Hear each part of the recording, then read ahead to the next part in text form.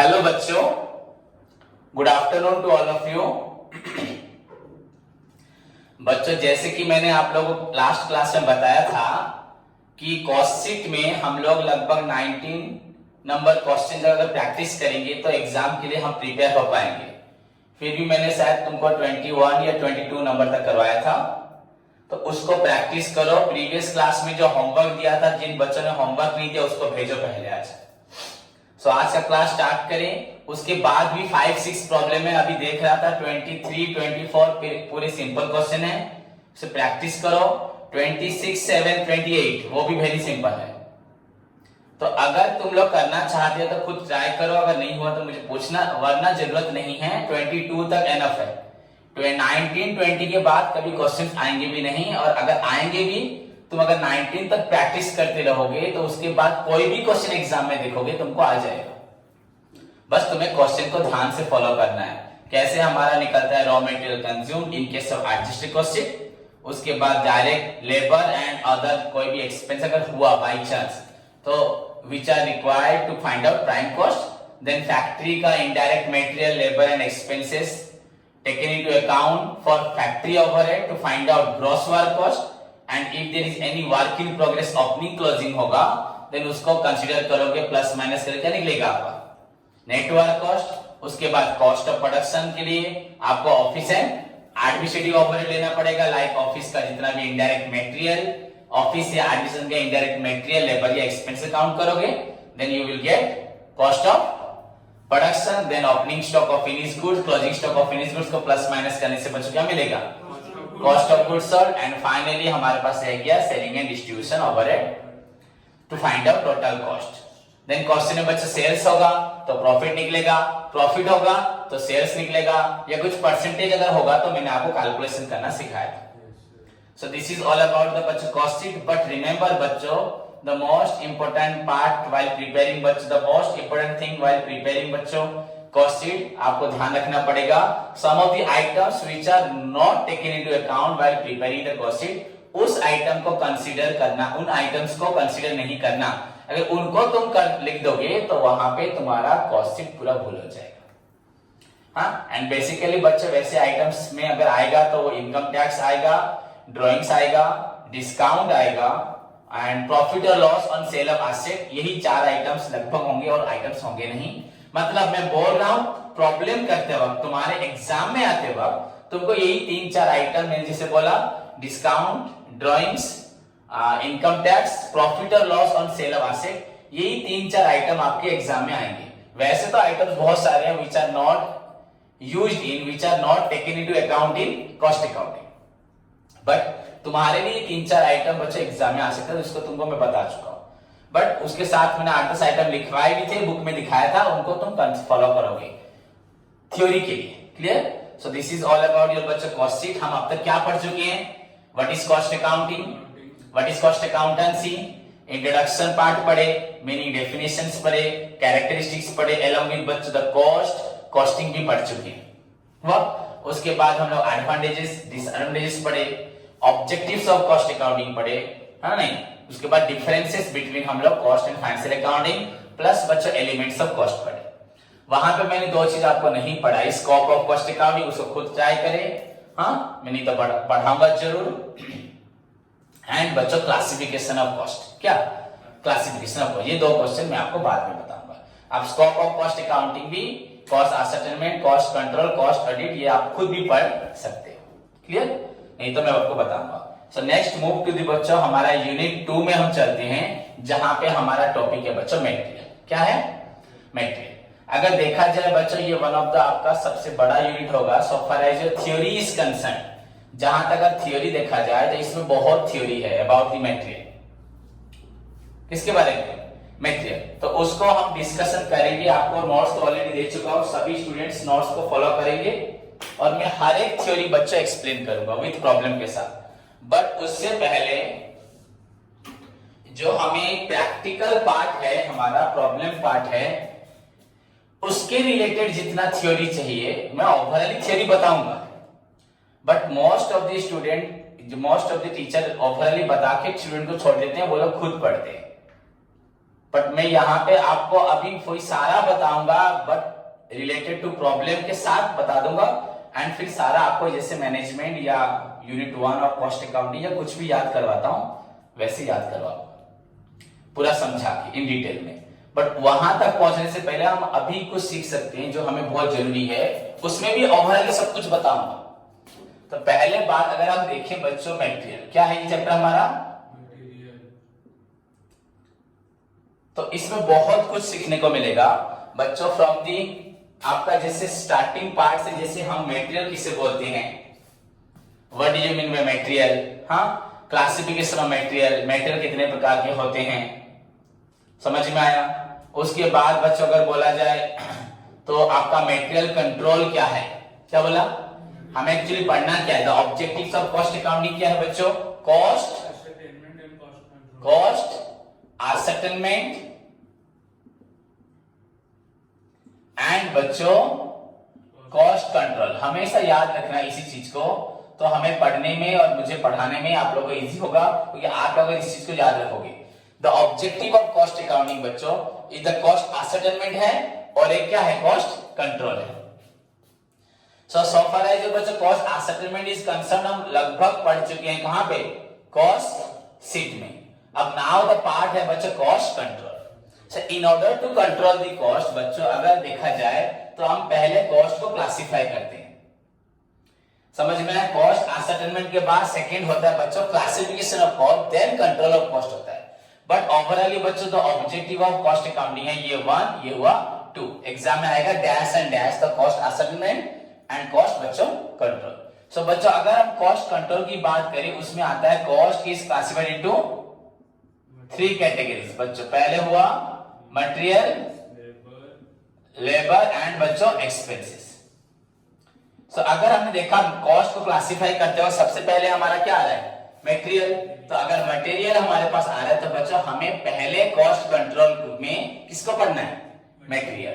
तो हम पहले पढ़ेंगे मटेरियल, एंड इस चैप्टर में हम थ्योरी तो बहुत पढ़ेंगे, बहुत कुछ पढ़ेंगे, मैं बोला ना आपको, बट हमारा ओवरऑल चैप्टर का थ्योरी को छोड़ने के बाद पढ़ने का ऑब्जेक्ट क्या होगा, मटेरियल कंट्रोल। क्या होगा, मटेरियल कंट्रोल। बच्चों हर एक टॉपिक को पढ़ने का एक रीजन होता है। देखो स्टूडेंट्स क्या करते हैं, हमेशा मैं किसी को कमेंट नहीं कर रहा, बट रीजन बच्चों हम लोग बस टीचर पढ़ा रहे हैं, बच्चे पढ़ रहे हैं, ये होता है कि नहीं। अगर हम लोग ये सोच के पढ़े स्टार्ट करें कि हम लोग जो पढ़ रहे हैं उससे हमें क्या सीखने को मिलेगा, एंड हमारा फाइनल डेस्टिनेशन क्या होगा, वहां पहुंचने के बाद हमें क्या फील होगा कि हम क्या पढ़ चुके हैं। बस हाँ टीचर ने पढ़ाया, होमवर्क दिया, होमवर्क कर दिए, पढ़ाया, होमवर्क दिया, कर दिए, बट तुम्हें क्या सीखने को मिला। तो चेंज यूर सेल्फ, तुम्हारी थिंकिंग को, सोच को पूरा चेंज करो, एटीट्यूड को चेंज करो, स्ट्रॉन्ग करो कि हमें भी cost accountant, company secretary, chartered accountant, या हमें कॉमर्स में कुछ अपने आप को प्रूव करके दिखाना है। तो तुम्हें कॉमर्स का हर एक चीज को बेस से लेके एंड तक समझना है। तो अगर आप मटेरियल चैप्टर पढ़ते हैं, मटेरियल चैप्टर में आपको मैं मटेरियल का मीनिंग पढ़ाऊंगा, जो पढ़ा भी चुका हूं, क्लासिफिकेशन ऑफ मटेरियल पढ़ाऊंगा, मटेरियल कंट्रोल पढ़ाऊंगा बच्चों हुआ। तो जो डिटेल जो पढ़ाऊंगा, इतना नहीं बहुत कुछ है बच्चों, धीरे धीरे बताऊंगा। तो वहां पे ओवरली सब पढ़ने का मतलब क्या होगा, मटेरियल कंट्रोल। तो इस टॉपिक में हम फाइनली क्या सीखेंगे, एंड वन ऑफ योर बच्चों मोस्ट इंपॉर्टेंट क्वेश्चन भी आपका है, आपका काउंसिल के लिए हो या आपका +3 के लिए हो, आपका पीजी के लिए हो, इन फ्यूचर में बच्चों आपको ये क्वेश्चंस करने को पड़ेगा। What do you mean material control, what are the objectives of material control, what are the techniques of material control. समझ में आया। तो एक क्वेश्चन भी लॉन्ग क्वेश्चन है, what do you mean material control, तो उसको भी हम यहाँ पे पढ़ेंगे। समझ में आई, मटेरियल क्लासिफिकेशन मटेरियल, ये तो शॉर्ट क्वेश्चन हुए। तो उसके बाद मटेरियल कंट्रोल क्या है, उसका ऑब्जेक्टिव्स क्या है, उसकी टेक्निक्स क्या है, इसके बारे में पढ़ेंगे। बट ओवरऑल बच्चों में आपको अभी जो पूरा ओवरऑल चैप्टर के बारे में बताऊंगा, फिर बाद में सब कुछ डिटेल में बताऊंगा। तो ध्यान से सुनो, मैं हर चीज बताऊंगा, ऐसा कोई पॉइंट होगा नहीं छोड़ूंगा। तो बच्चों अगर देखा जाए तो सिस्टमेटिकली मैं आपको मटेरियल कंट्रोल पढ़ाऊंगा अभी थोड़ा सा। आप बोलोगे डिटेल में पढ़ा सकता, पर आपको अभी नहीं जरूरत। तो पहली बात बच्चों, मटेरियल का मतलब क्या है, सभी को मालूम है। मटेरियल रेफर्स टू, बताया गया है, जिसको हम यूज करते हैं as an input to get an output. Material refers to anything बच्चों, रॉ मटेरियल्स, हाँ रॉ मटेरियल्स हो, कंज्यूमेबल स्टोर्स हो, ये भी मटेरियल्स होता है, स्पेयर पार्ट्स भी मटेरियल होता है, कंपोनेंट्स भी मटेरियल होता है। पर छोड़ो, material refers to anything that we use as input to get an output. या अगर आपका बुक लैंग्वेज बोले, material refers to those physical substances which are processed in a factory। समझ में आया कि नहीं? To get a finish goods. Material refers to कोई भी बच्चों फिजिकल सब्सटेंसेस, रॉ मटेरियल, जैसे हम टिम्बर से फर्नीचर बनाते हैं, बनाते कि नहीं बनाते? तो वैसे ही अगर ब्रिक से, सैंड से, सीमेंट से, आयरन से हम घर बनाते हैं, बिल्डिंग बनाते हैं, तो बच्चों मटेरियल रेफर्स टू स्टील के लिए आयरन और चाहिए, तो आयरन और क्या है? मटेरियल है। So material refers to those physical substances which we use as input to get an output, या those physical substances which are processed in a factory। जरूर नहीं फैक्ट्री में हो, आपका कहीं घर में नॉर्मल प्रोसेस में भी हो सकता है, जनरल प्रोसेस में भी हो सकता है, टेक्निकल प्रोसेस में भी हो सकता है। वह बहुत थ्योरी है यहाँ पे सीखने के लिए बच्चों। समझे तो मटेरियल का मतलब क्या है, इन डिटेल में बाद में पढ़ेंगे। क्लासिफिकेशन ऑफ मटेरियल आप लोग अभी तक क्या पढ़े? डायरेक्ट मटेरियल, पर ये ओवरऑल क्लासिफिकेशन है बच्चों, और भी क्लासिफिकेशन है। मैं आपको जैसे बताया, raw materials, components, spare parts, consumable stores, समझ में है कि नहीं? ये भी क्या है? क्लासिफिकेशन ऑफ मटेरियल्स है। पर ओवरऑल क्या बोलते हैं? डायरेक्ट एंड, अभी कुछ जरूरत नहीं है। देन उसके बाद अगर बोला जाए बच्चों मटेरियल कंट्रोल, एक्चुअली हमारा टॉपिक क्या है? मटेरियल, पर हमें पढ़ना क्या उसमें? Material control. तो ध्यान से सुनो बच्चों, दो लाइन इसके लिए बोल रहा हूं। मटेरियल कंट्रोल क्या है? अगर मैं यहां कुछ भी नहीं बोलता और डायरेक्ट जो आज पढ़ाना चाहता हूं उसको स्टार्ट कर देता, फिर भी आप लोग खुश होके पूरा मजे से इंटरेस्ट देके सुनते। मैं हर चीज पूरा ओपनली बोलता हूं, जैसे मैं भी पढ़ाता है, जैसे दूसरे बच्चे भी पढ़ते हैं। डायरेक्ट टॉपिक स्टार्ट करता एंड डायरेक्ट पढ़ाता, आप लोग टॉपिक सुनते, समझते भी, प्रॉब्लम भी सारा कर लेते। बट किसी के दिमाग में ये नहीं आता, सर हम ऐसा क्यों पढ़ रहे हैं, हम क्यों ये चीज पढ़ रहे हैं? तो मैं जो बता रहा हूं वो उस चीज के लिए बता रहा हूं कि हम ये चैप्टर आज क्यों पढ़ने जा रहे हैं। सो बच्चों, मटेरियल कंट्रोल अगर बोला जाए, मटेरियल कंट्रोल अगर बोला जाए, दैट मीन्स मटेरियल को कंट्रोल करना। किसको कंट्रोल करना? अब मटेरियल कंट्रोल करने का मतलब कोई बता सकते हैं यहाँ पे? मटेरियल कंट्रोल करने का मतलब क्या है? कैसे मटेरियल कंट्रोल करो? कैसे मटेरियल कंट्रोल करो? कम से कम मटेरियल में ज्यादा फिनिश गुड्स बनाएंगे। ओके, कम से कम मटेरियल में ज्यादा फिनिश गुड्स बनाएंगे, मतलब मटेरियल को प्रॉपर्ली यूटिलाइज करेंगे। वो काम किसका है? मैनेजमेंट, लेबर का, मैनेजमेंट का, सुपरवाइजर का, लेबर का। हाँ, तो वहां पे किसको ध्यान देना है? वो मटेरियल कंट्रोल है, लेबर कंट्रोल है? सोचो। हाँ, तू अच्छा रिजल्ट कैसे करेगा वो तुझ पे डिपेंड है ना। कम से कम मटेरियल्स में ज्यादा प्रोडक्शन होगा, दैट इज कैसे पॉसिबल होगा? मटेरियल कंट्रोल ना, labour management, labour efficiency, labour training, labour supervision, good management, plant manager, good machineries. हाँ, वो तो लेबर है ना। तुम ये आंसर किसी को भी दोगे, सब एक्सेप्ट कर लेंगे, सभी एक्सेप्ट कर लेंगे। अब तुम्हारा आंसर तुमको भी लग रहा है ठीक ठीक लग रहा है ना, पर आप मेरी बात समझे। कम मटेरियल में ज्यादा बनाना, it's material management, good. But ये किसके थ्रू होगा? तो यहां पे मटेरियल मैनेजमेंट के लिए हमें किसको गाइड इंस्ट्रक्ट करना है? लेबर को करना है। तो ये एक तरह से लेबर मैनेजमेंट में चला गया। हाँ या नहीं? और एनीवन गेस करो, बोलो। क्वालिटी क्या बोला? बोल, कंप्लीट कर।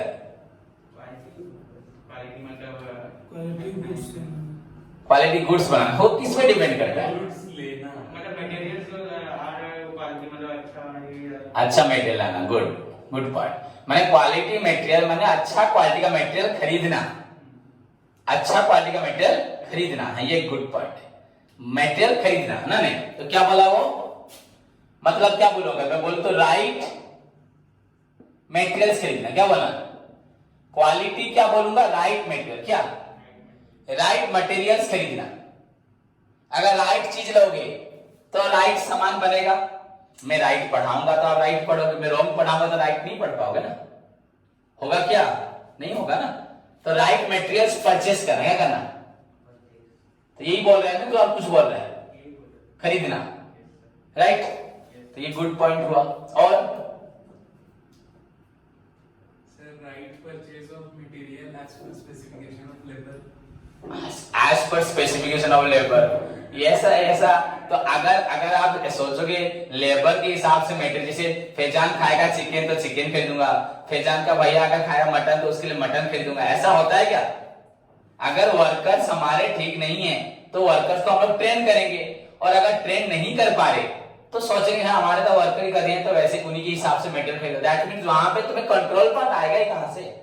जो कॉस्ट अकाउंटिंग कर रहे हैं, जहां कॉस्ट अकाउंटेंट अपना रोल प्ले कर रहा है, जहां पे कॉस्ट असर्टेनमेंट कॉस्ट कंट्रोल पे फोकस है, वहां पे भी हम लोग क्या कॉम्प्रोमाइज लाइफ को चलेंगे क्या, उसके लिए वो, उसके लिए वो।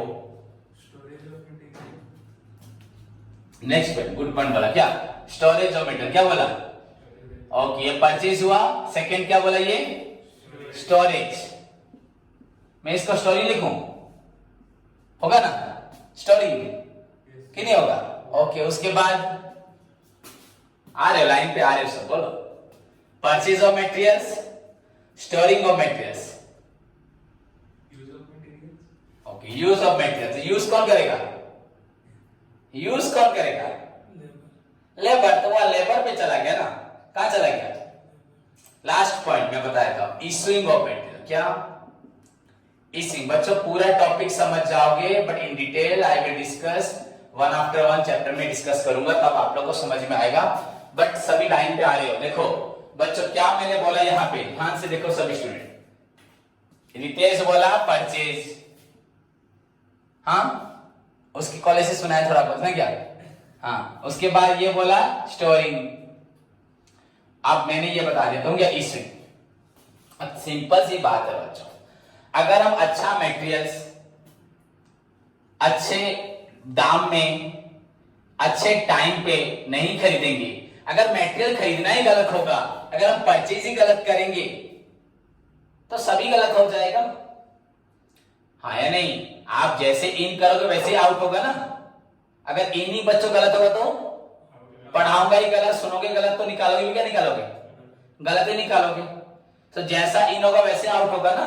तुम लोग जैसे मेहनत आज करोगे फ्यूचर वैसा ही बनेगा ना। आज इन करोगे नहीं, घूमते रहोगे बदमाशी का, दिन भर मोबाइल लेके लगे रहोगे लड़कियों के पीछे और लड़की लड़कों के पीछे, तो क्या फ्यूचर क्या हो जाएगा, खत्म नहीं हो जाएगा। फैक्ट है कि नहीं है। हमें इन अच्छा करना है तो आउट भी क्या होगा, अच्छा ही होगा कि नहीं होगा।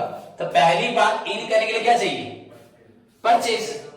हाँ वो परचेज क्या है, what do you mean by purchase, what do you mean by purchasing. हमें जनरल परचेजिंग करना है या साइंटिफिक परचेजिंग करना है, साइंटिफिक परचेजिंग का रूल्स क्या है, उसके आर क्या है, परचेज कौन करता है, परचेज डिपार्टमेंट, कितने प्रकार के परचेज होते हैं, सेंट्रलाइज परचेजिंग, डिसेंट्रलाइज परचेजिंग में एवरीथिंग बताऊंगा। इमेजिनेशन नहीं कर पाओगे सर तुमको क्या पढ़ाने जा रहे हैं, बट बाद में अभी भी पढ़ा सकता हूं, टाइम देगा। बस थ्योरी अभी देखिए 15 दिन क्या पढ़ोगे, बस 15 डेज क्या पढ़ोगे, थ्योरी पढ़ते रहोगे।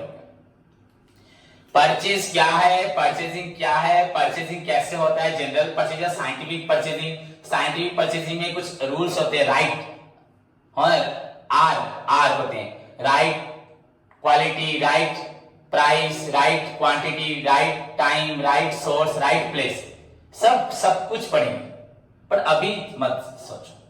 फिर परचेज कौन करता है, परचेज डिपार्टमेंट। परचेज डिपार्टमेंट में कौन परचेज करता है, उनके स्टाफ का नाम क्या, हेड का नाम क्या है, कितने प्रकार की परचेजिंग होती है, ये सब। बट ओवरऑली बच्चों suppose material control is a systematic control over the materials, it's a systematic control over the material during purchasing.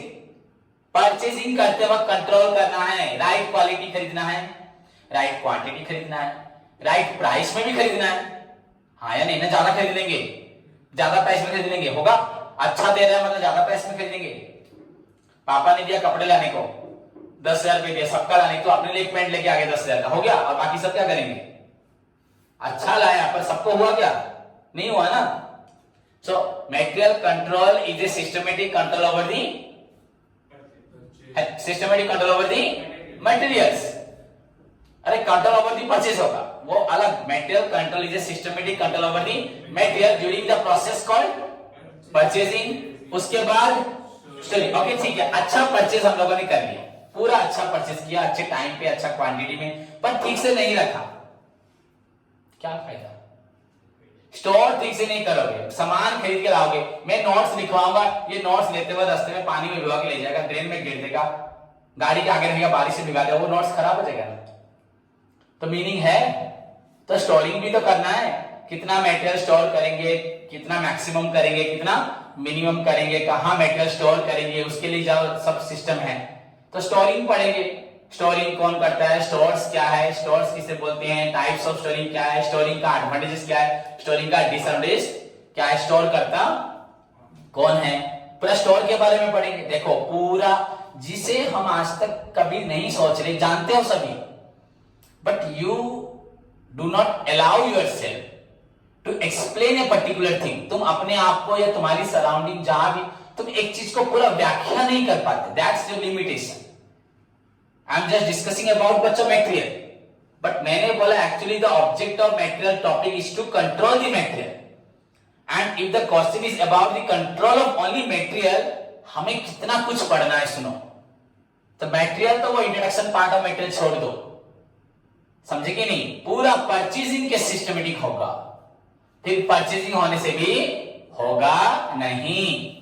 Second storing, कैसे रखोगे, कहां रखोगे, किस तरह रखोगे, कितना रखोगे, कितना ज्यादा रखोगे, कितना कम, एवरेज कितना रहेगा, वो क्या है, बस अभी बता रहा हूं, ओवरऑल बोला ना, पूरा ओवरऑल बता रहा, फिर स्टार्ट करेंगे, तभी तो पढ़ने में क्या आएगा, इंटरेस्ट आएगा, समझ में आया। देन बच्चों तुम बोलो बनाना, उसके बाद मटेरियल इशू करेंगे, किसको इशू करेंगे, बेचेंगे, कॉलेज में बुक इशू करते हैं लाइब्रेरी में, तो इशू का मतलब बेचना होता है। तो बच्चों issue to the labour, to the factory worker, किसको देंगे, वर्कर्स को फैक्ट्री में इशू करेंगे।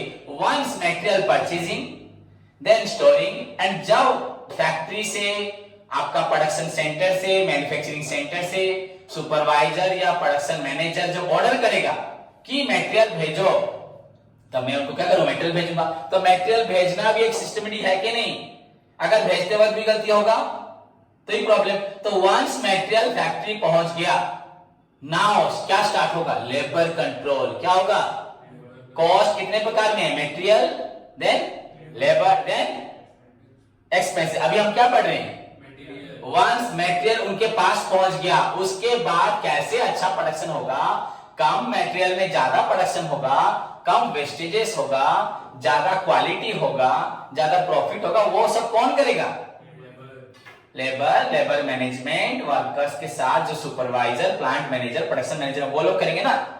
बट वो चैप्टर क्या है, unit 3, unit 3, this is unit 2, unit 3 labour, क्या है, लेबर। अभी क्या पढ़ रही, मटेरियल। आपको समझ में आया। तो इस टॉपिक में हमें क्या पढ़ना है, इस चैप्टर में हमें क्या पढ़ना है, बोलो, मटेरियल कंट्रोल में क्या क्या पढ़ना है, पहला फर्स्ट क्या पढ़ना है, परचेजिंग, क्या पढ़ना है, सेकेंड स्टोरिंग, समझ में आया। तो इसको परचेजिंग लिख दिया।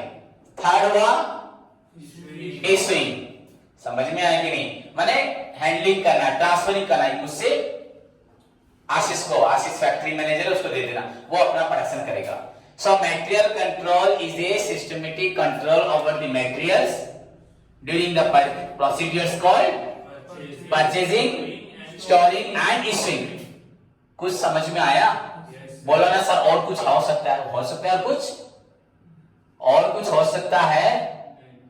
पापा मटेरियल अच्छा खरीदेंगे, ला के घर में रख देंगे, मम्मी के हाथ में पकड़ा देंगे, आटा ले गूंद, अच्छा आटा है, हाँ ये 5-6 किस्म चीज मिलके ये आटा बना हुआ है, समझ, मल्टीग्रेन आटा। अब मम्मी बनाते हुए आटा गिरेगी तो किसका दोष है, मम्मी का दोष है, पापा का दोष है, पापा का दोष है, पापा का दोष है। ये कितना अकल है तेरा, कहां ऊपर आसमान में चढ़ उड़ रहा है। मम्मी पापा ने लाके दे दिया, मम्मी को पकड़ा दिया, खाने तक बनाने को दे दिया गूंदा, मम्मी गूंदते वक्त उल्टा के गिरेगी, तो किसका गलती है? तो वह लेबर की गलती है ना, पापा की गलती है? तो कहां पे गलती हुआ? प्रोडक्शन में, लेबर में, किसमें गलती हुआ? तो अभी हम लेबर पढ़ रहे हैं, क्या पढ़ रहे हैं? मटेरियल। सो मटेरियल कंट्रोल बच्चों ये कॉम्प्रिहेंसिव फ्रेमवर्क है फॉर द पर्पस ऑफ बच्चों कंट्रोल ऑफ कॉस्ट। क्या?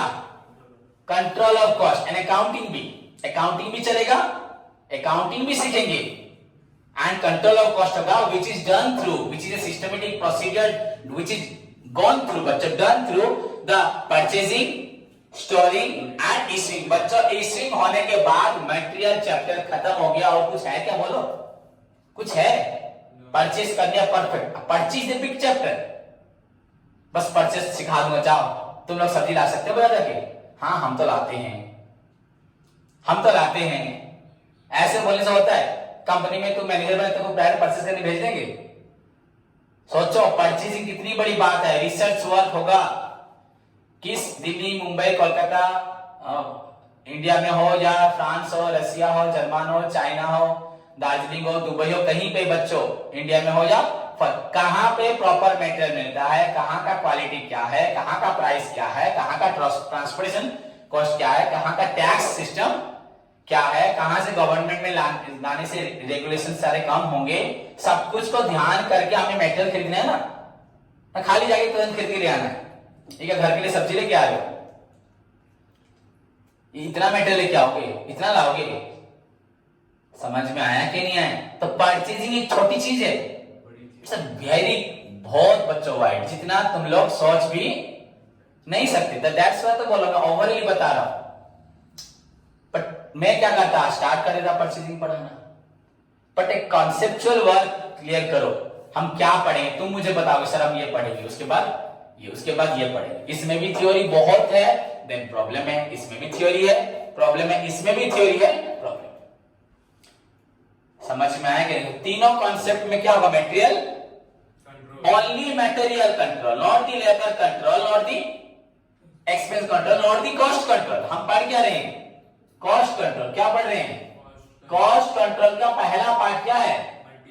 The objective of cost accounting is the ascertainment of cost and क्या है? तो कंट्रोल ऑफ कॉस्ट। हम अभी क्या पढ़ रहे हैं? Ascertainment of cost in order to sorry control of cost. Control of cost के लिए हमें क्या करना है? क्लासिफाई करना है। क्या करना है?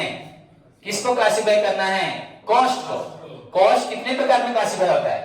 मटेरियल, लेबर, पढ़ क्या रहे हैं? पढ़ क्या रहे हैं? Cost control.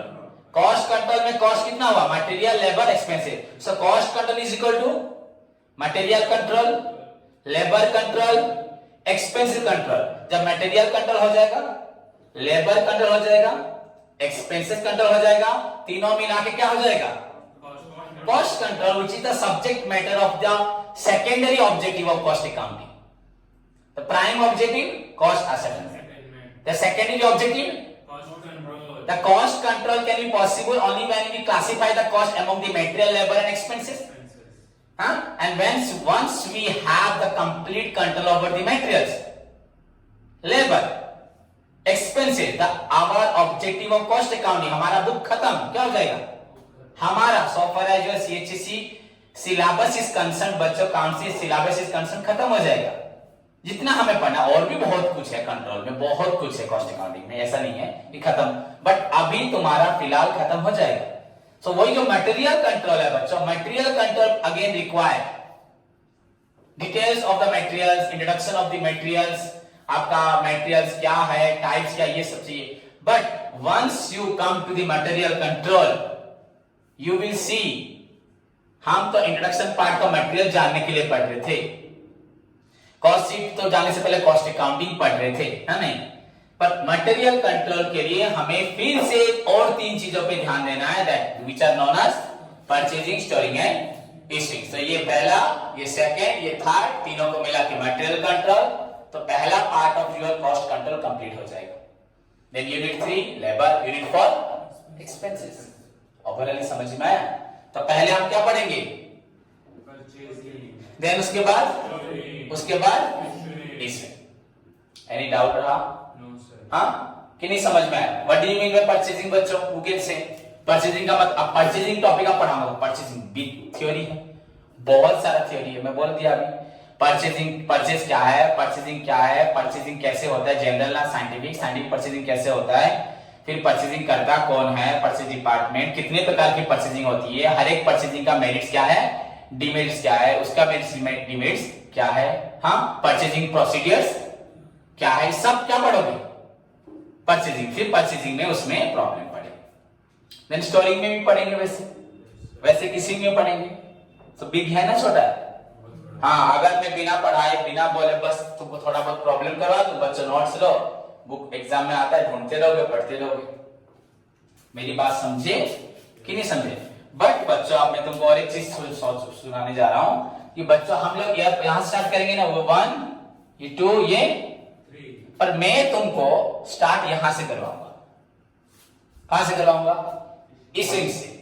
ये मेरा पढ़ाने का तरीका है। आई थिंक किसी को भी डाउट नहीं है कि हमें करना क्या है, purchasing then storing then issuing. समझ में आया कि नहीं? परचेजिंग स्टोरिंग एंड इश्यूइंग, कोई प्रॉब्लम नहीं है। परचेजिंग करना इसे बिग थ्योरी पार्ट पढ़ना पड़ेगा, स्टोरिंग के भी बहुत थ्योरी पढ़ना है, इश्यूइंग के लिए बहुत थोड़ा सा पढ़ना है। सिंपली सीख जाओ क्या इश्यूइंग। उसके बाद बच्चों हम एक साथ क्या पढ़ेंगे?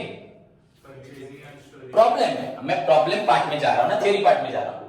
मैं तो बोला ना तुमको, मैं प्रैक्टिकली प्रॉब्लम को पहले एक्सप्लेन करूंगा, उसके साथ थ्योरी बोलता रहूंगा, बट इन डिटेल में थ्योरी को एक्सप्लेन करूंगा। नहीं तो अभी 15-20 डेज क्या पढ़ेंगे? ओनली थ्योरी पे फोकस करना पड़ेगा, पर तुम फिर भूल जाओगे थ्योरी को। पर प्रॉब्लम करके थ्योरी पढ़ा सर, तो पढ़ तो चुके, अब थ्योरी जब पढ़ोगे भी ऑलरेडी प्रॉब्लम करवाते वक्त मैं सारा थ्योरी एक्सप्लेन कर दूंगा। क्लियर? तो हम क्या पढ़ेंगे पहले? Issuing of material. क्या पढ़ेंगे बच्चे? इश्यू किसे करोगे? मुझे नहीं, किसे करोगे? फैक्ट्री। किसे? लेबर को करो। फैक्ट्री क्या यहाँ पे लेबर नहीं होंगे? यहाँ लेबर नहीं होंगे। परचेजिंग स्टोरिंग एंड इश्यूइंग में लेबर नहीं होंगे। हम वर्कर्स जो प्रोडक्शन में इन्वॉल्व हैं, हाँ मैन्युफैक्चरिंग में, हम तो इसको इश्यू करेंगे। Factory, production centre, manufacturing centre, जहां पे मैन्युफैक्चरिंग होगा वहां पहुंचने के बाद सांस ले लो, भैया हमने परफेक्ट परचेज किया, तो हमें जो भी इंसेंटिव, बोनस, प्रमोशन जो मिलना है इन लोगों को मिल जाएगा, इन तीनों डिपार्टमेंट। हाँ या नहीं? क्लियर? तो हमारा सब्जेक्ट पहला स्टार्ट कहां से होगा? इश्यूइंग। क्या? अब एक बच्चा बोलेगा, बच्चों अगर देखा जाए तीनों में से बड़ा प्रॉब्लम कौन सा है?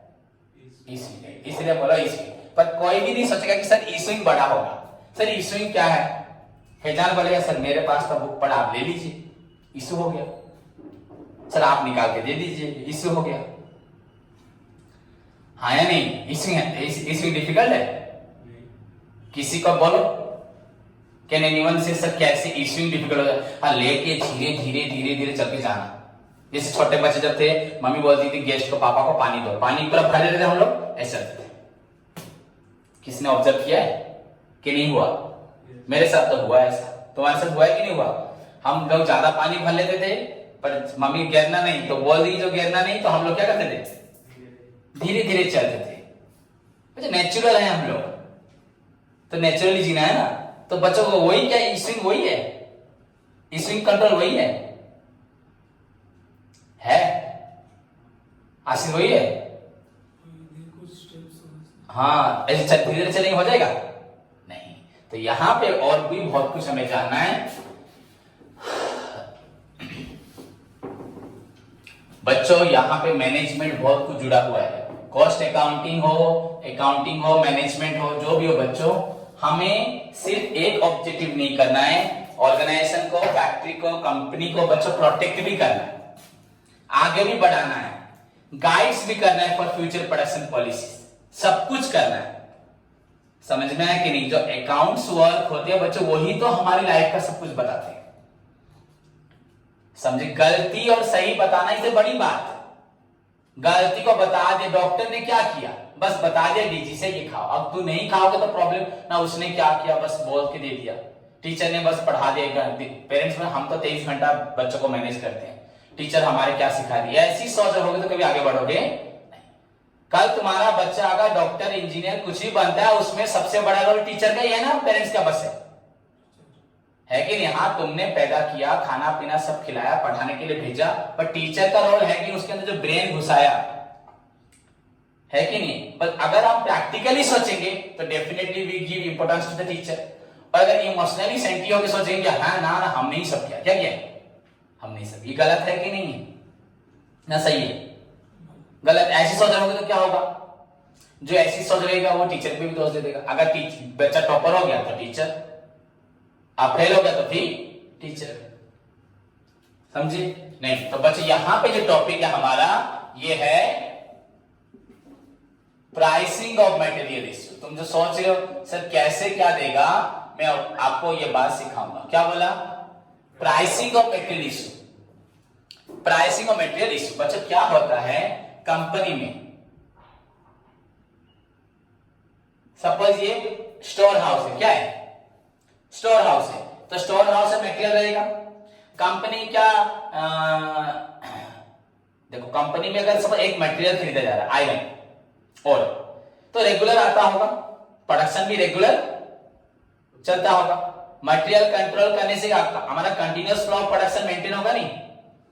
मटेरियल कंट्रोल का काम क्या है? कॉस्ट को कंट्रोल करना और प्रोडक्शन को बंद रख देना, ना चलते रखना। प्रोडक्शन कभी बंद होगा? प्रोडक्शन बंद हो गया तो सब खत्म हो जाएगा बच्चों। जो भी हो, लॉकडाउन में हमने क्लासेस कंटिन्यू की ना बंद की, कंटिन्यू करना ही बच्चों, सब कुछ ठीक है। अगर कंटिन्यू करोगे नहीं करोगे तो सब कुछ कॉस्ट बढ़ जाएगा, नहीं बढ़ जाएगा? समझ में आया? तो material control is systematic control over the materials during the procedure called purchasing, storing and issuing for the purpose of बच्चों control of cost of materials and continuous flow of uninterrupted production. माने production में कभी बंद होगा नहीं बच्चों। अगर regularly Faizan खरीद रहा है, आशीष क्या कर रहा है? स्टोर कर रहा है, और मैं इशू कर रहा हूं, कंटिन्यू ये साइकिल चल रहा है कि नहीं चल रहा?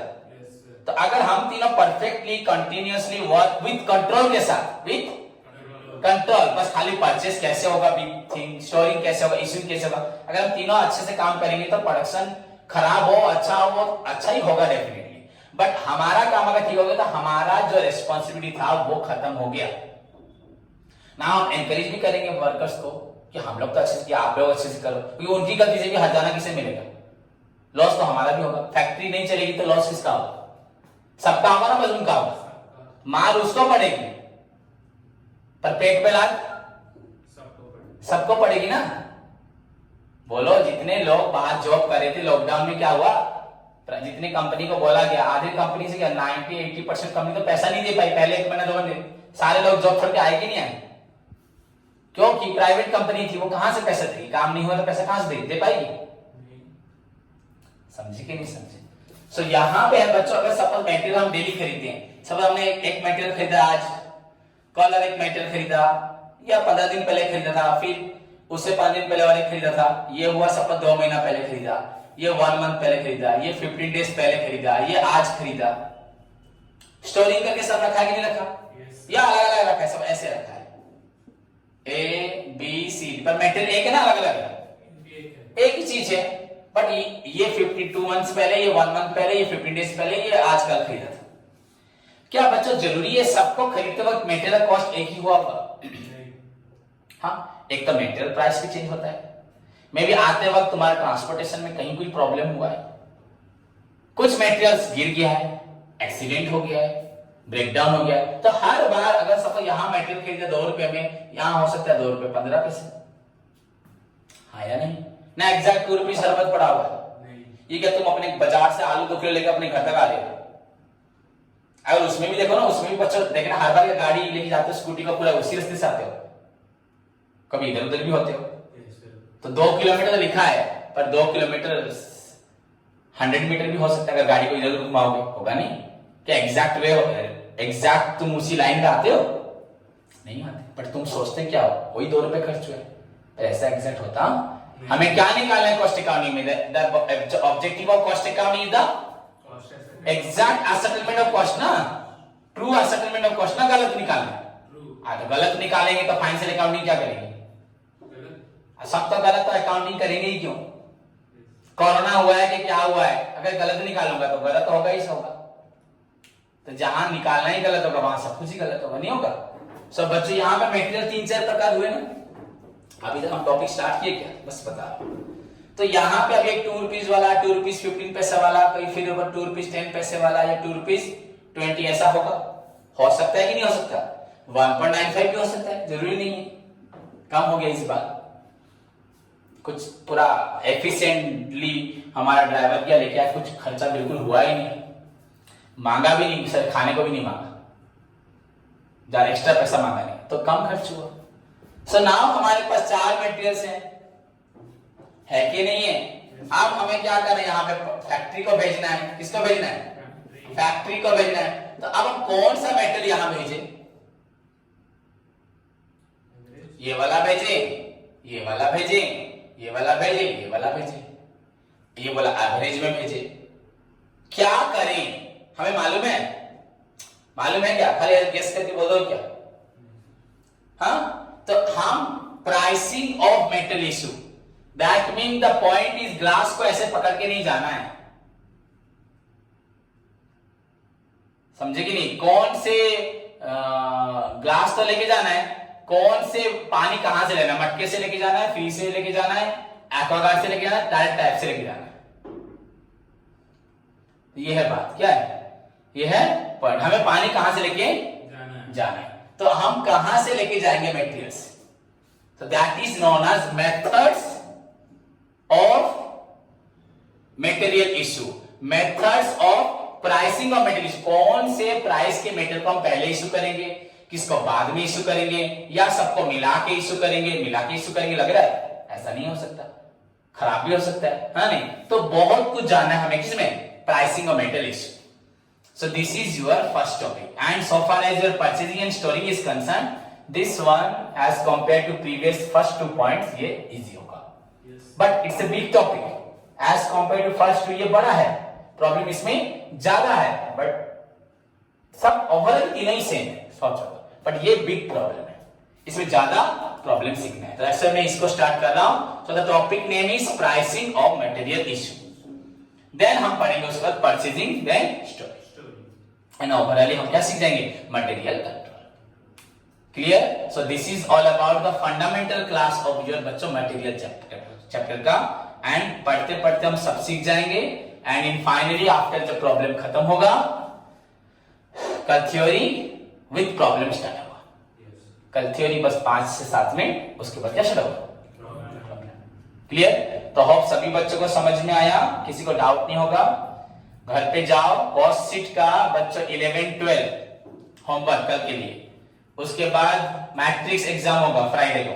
मैट्रिक्स क्या बोला? Matrix, only matrix. क्लियर?